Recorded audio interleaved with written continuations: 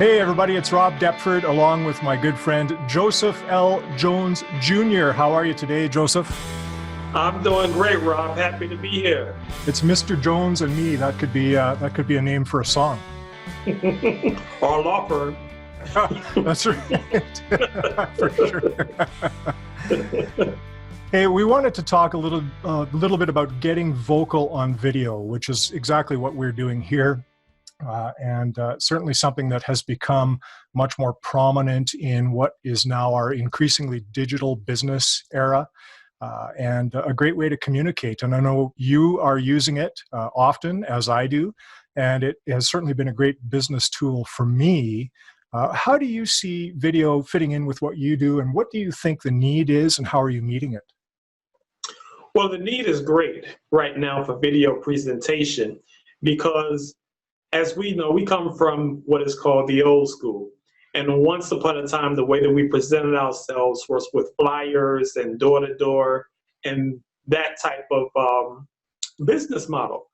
But now things have shifted so that those things are not really in vogue anymore. And now as we're dealing with this particular pandemic, we have to look at other ways to present our business to people. So that's where video comes in. And video is good, and the need for it is very high because it captures both the pictorial presentation as well as having the information available. And that's where video is very creative in terms of putting forth our message. I couldn't agree more. This is an opportunity, I think, for people to not only tell their story, but show their story, right? Because we have the benefit of these images of not only ourselves, but depending on what we're creating, we can take images of other things to help show what we're doing. If it's a demonstration or if we're talking about a particular area where we're shooting our video, those images really enhance the story we're trying to deliver. And that's been a huge advantage for me. I know I tend to get a little bit more creative and have done so over the years in my time creating video. I get maybe a little bit more elaborate than some, but it doesn't have to be that way, right? The reality of it is, if you have a smartphone, you're good to go. You're absolutely good to go. And it's interesting that you say that, Rob, because for me personally, I didn't really see video as being my way of expressing or presenting my business. And it was just in recent years that I discovered how important video was. You know, my idea and concept was there's so much noise out there and everybody's doing videos and everyone's speaking about something and people have to sit through all of that to find you. But what I've discovered is that everyone has a unique message that they're bringing forth. And everyone has an audience that's looking for that specific type of presentation that you specifically bring. So with video, video is a way for you to put yourself out there. And from the old concept, if you build it, they will come. And so wherever your audience is, once your video is put out there on display, you have the opportunity to get in touch with them and they have the opportunity to find you. Yeah, it's tremendous. I tell people, make connections, not commercials, because so many of us understand video as what we grew up seeing on television, right? Which was, from a marketing perspective, really, it was a television commercial. But in the digital realm, we have so much more opportunity than that. And you're absolutely right. We wouldn't be here doing this had it not been for the connection that we were able to make through social media, and as part of that, the advantage of video. Social media is important. And right now, video has become the chief cornerstone of social media because people gravitate more to the pictures and the images. Many of them have been accustomed to doing that as a result of TV and watching music videos, etc. So their mindset is already in that format. So when we present and bring our information to that video form, they instantly connect with it. And so that's where it's helpful. Absolutely. Now you're using YouTube, I know, and what other platforms are you using and finding helpful for you? Well, I'm using YouTube, I'm using LinkedIn, I'm using Instagram, I'm using Twitter. I'm also using, what's the other one? Tumblr. I get Twitter and Tumblr confused sometimes, but Tumblr is the other platform that I use. And they're great platforms for businesses, for videos. They're very video friendly. You don't really have to be a tech geek to present a video, upload a video on these platforms. So they're very helpful. And it's something that if you have a business or if you have a message that you want to get out there, you really want to look at these venues to present your information through, because now is the time to do that. People have more time, they're at home more. Many of them are in a sitting place and they're not driving to and fro. So they're able to sit and watch your video, but you want to make sure that you make it engaging so that you keep their attention. Yeah. Well, the benefit is tremendous, and so many different benefits. And I know I'm on, I think, just about all of the same social media platforms as you mentioned. And what I think about that is, I grew up in a community where we had an arena that sat about 5,500 people, so not a huge arena. Right. And yet, if I had an audience of 5,500 people to deliver my message, that would be fantastic. And, in the digital space, we don't have those physical limitations. So when you think about the tens or hundreds of millions of users on all of those different social media platforms, we have an endless audience, more or less, and an opportunity to really reach out. And yes, they're not all going to be our target audience. However, even if a small fraction of those hundreds of millions of people on the platforms happen to be in our target audience, the opportunity, I think, is just amazing. Very true. What I try and tell people is there's enough for all of us to eat. So whatever your audience is, your people are going to find you, another person's people is going to find them, and there's going to be some overlapping. But there's enough for everybody to get something out of it and for them to be able to support themselves and provide useful content for the user to take advantage of. So it's something for everybody, and it's a win-win for everybody. Yeah. And hey, we can do business this way, right? I know I've had business because of creating video, in particular on LinkedIn for me. I don't know how Yes. has it worked for you? LinkedIn has been fantastic. Of all of the platforms, LinkedIn for a business, for me, is the best. Yeah. Do you like doing it? Do you like making videos? Starting out, I had some trepidation with respect to making videos and going before the camera, because I'm actually more of a behind the scenes type of person. At least that's the story that I've told myself. But in the process of making and developing videos, it is fun. It is fun because you actually get to present your business and present yourself in the way that you think most appropriate. And you also have that opportunity to know that you're connecting with people, and you know that you're putting forth information that's going to be useful and helpful. And through this video format and preparing for it and the whole process of getting it out there, it really is enjoyable. It's not arduous. It's not so difficult. It's not overwhelming. It's not a burden. It's something that is actually an enjoyable process because you're enjoying what you're doing and you're enjoying the people that is being benefited by your products. Well, I'm with you, and maybe I'm a little biased because if people know me, they know I cut my teeth in broadcast years ago. So I did some formal training in this stuff, and I do really enjoy it. But I find that a lot of the people I work with, there's more of a fear factor than an enjoyment factor, and some of it is the technology, and some of it is there's this sort of stage fright, really. Even though there's nobody watching, just the camera. It's funny how people press record and then freeze up sometimes. Right. So there are these barriers to get over, I think, when people are just starting out.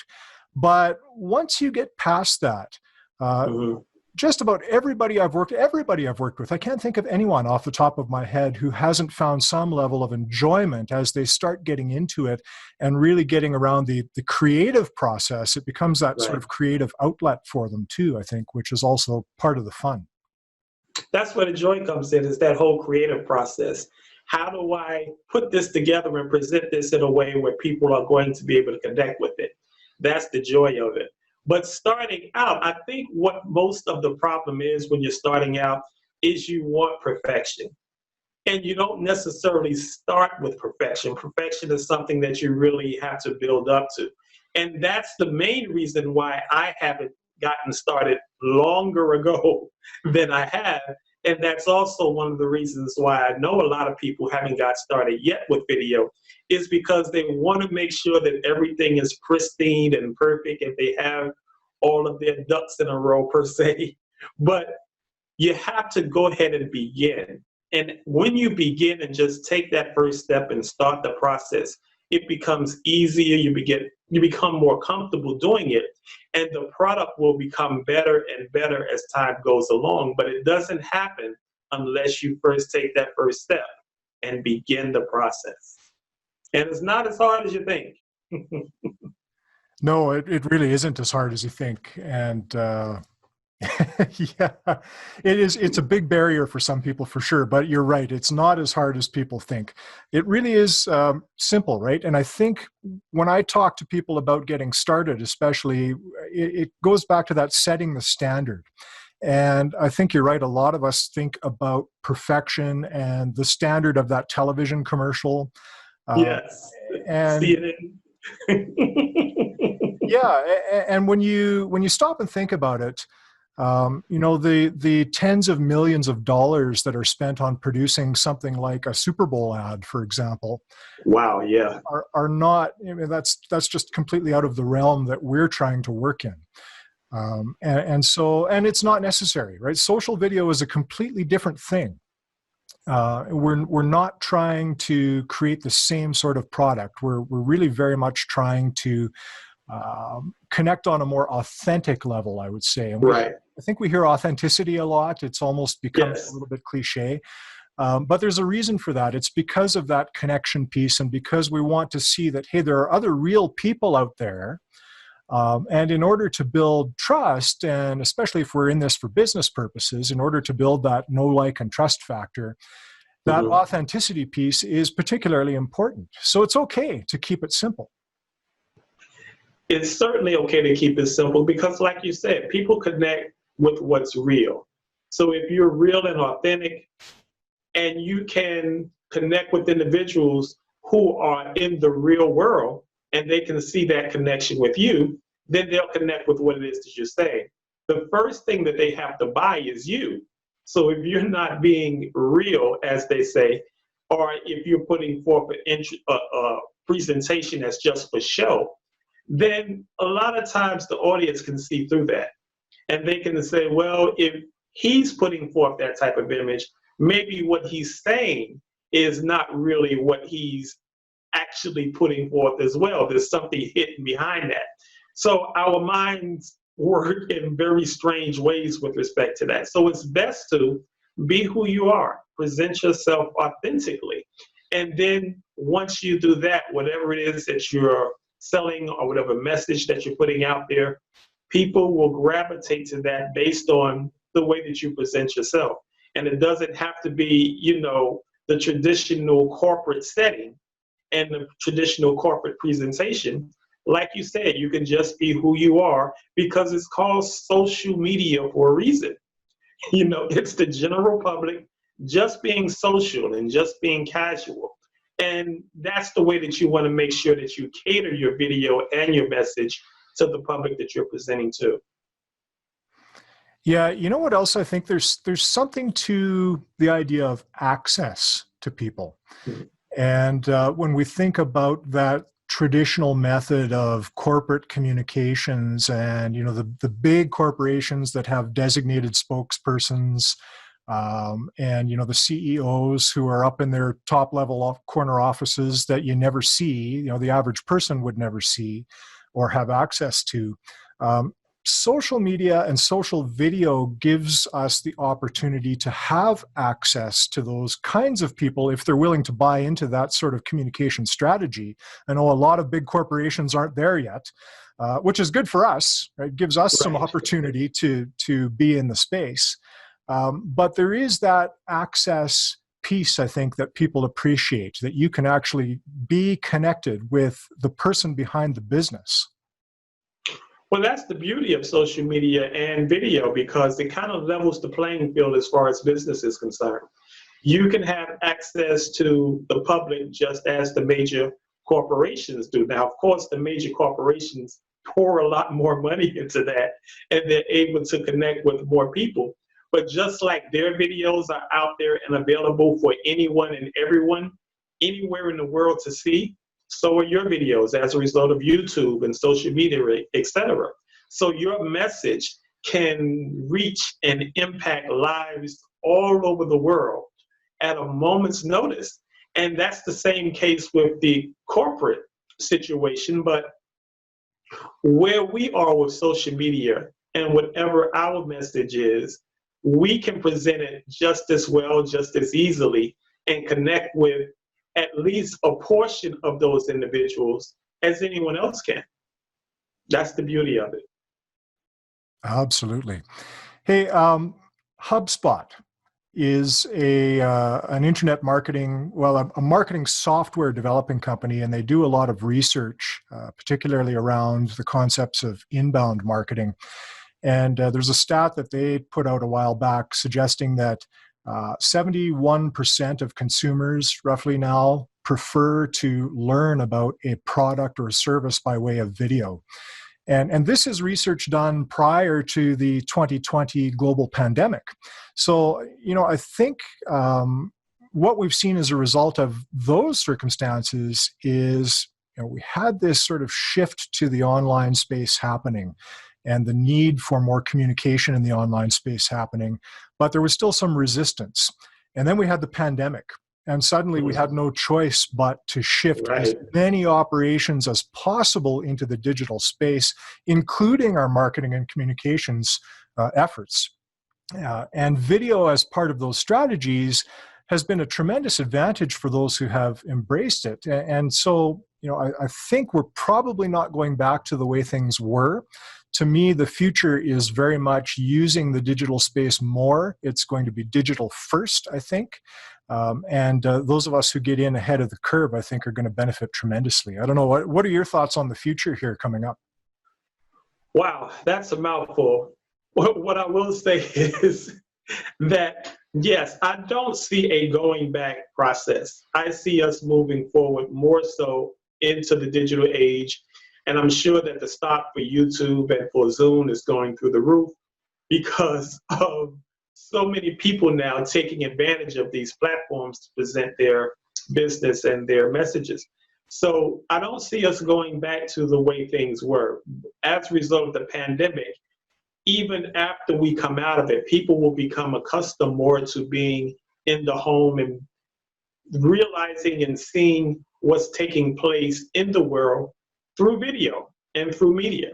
And so as we continue to grow and develop as business, our platforms are going to have to be geared more to the digital audience.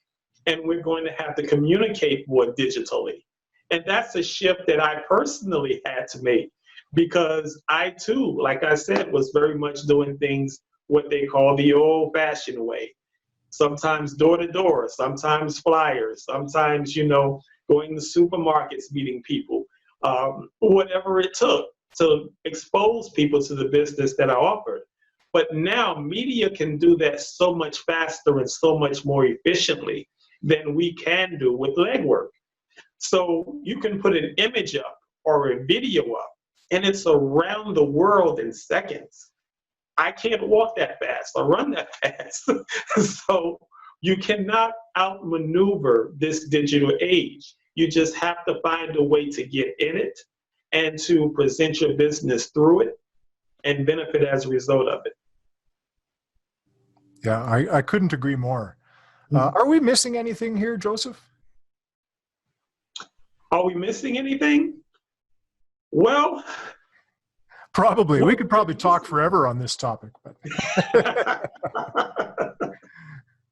well, I guess what we want to highlight, I guess is the best way to put it, is that it's a new time and it's a new day. And the wave of the future, and even the right now, is the digital age, is the video age. And that's going to be our way of presenting our message and our business moving forward. And encouraging others, if you have a business or you have a hobby even, or something that you enjoy doing, put it on video.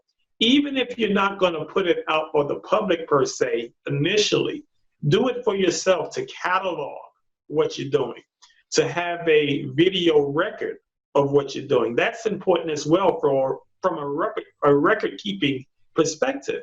So if I had anything to say as far as what's missing, I just wanted to express and highlight and emphasize the importance of this digital age and how much we can benefit as a result of it, take advantage of it, and impact the lives of other people through this video and media outlet.